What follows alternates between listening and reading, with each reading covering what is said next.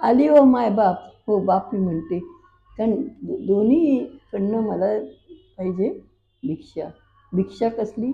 तर सर्व गुण संपन्न होण्याची. तीच माझं मागणं आहे. आता आपण आज आपण त्याला शंकराला मानूया. शिव म्हणजे असणे.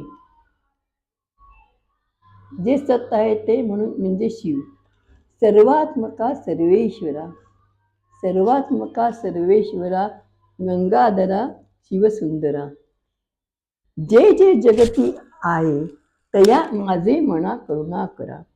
देवाला आपण सांगतो सगळ्यांना त्याच्यावर दया कर.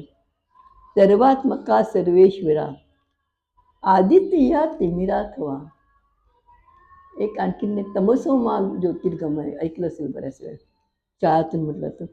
आदित्य व्हा तिमिरात, या अंधकारात तुम्ही आदित्य व्हा, सूर्यासारखे प्रगट व्हा. ऋग्वेद या हृदयात व्हा, प्रत्येक हृदय ऋग्वेद येऊ देत, ऋग्वेदाचं ज्ञान येऊ देत. सुजनत्व, सुजनत्व द्या, द्या आर्यता. सुजनत्व, आपले लोक सगळे चांगली व्हावे, सुजन व्हावी. आणि आर्यत्व म्हणजे बुद्धिमत्ताचं रूप आहे ते. आर्य प्रज्ञा. अनुदारिता दुरिताहरा, जे तुमच्या शरण येतील उदार त्याला काय करा, त्यांचे दुरित हरण करा. दुरित,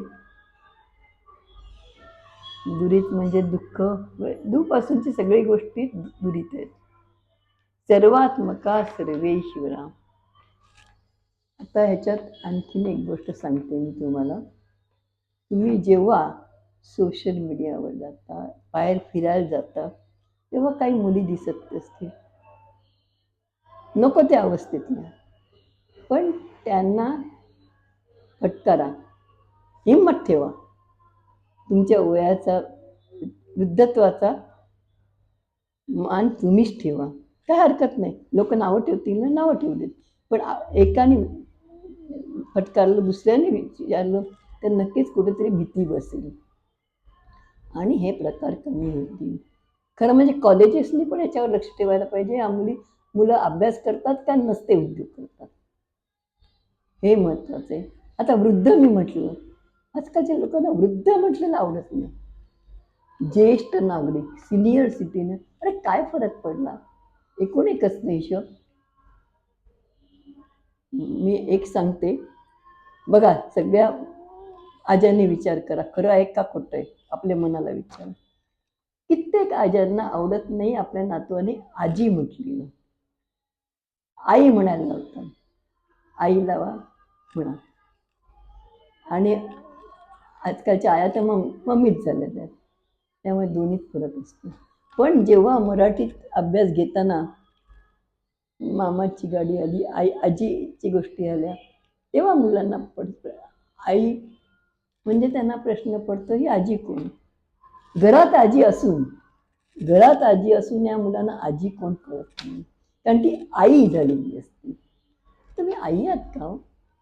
तुम्ही तुमच्या मुलाच्याही आई, नातवाच्याही आई, मुलीची आई, नातीच्या पण आई. असं कसं शक्य आहे? ते काय त्या लोकांसारखं हे आहेत का, भावंड हे आहेत का? जाऊ दे, तुम्ही बोलत नाही.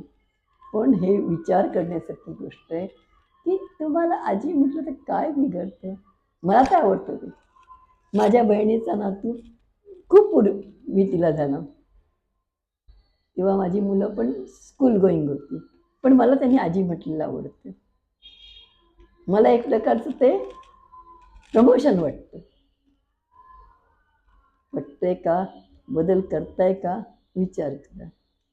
नंतर कधीतरी आजी या शब्दाला तडफडाल तेव्हा आपण वृद्ध आहोत, काही हरकत नाही. वृद्ध शब्द वाईट आहे आणि ज्येष्ठ नागरिक चांगला आहे, त्याला काही अर्थ नाही.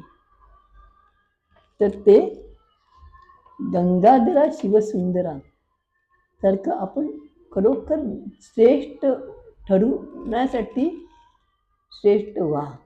बस.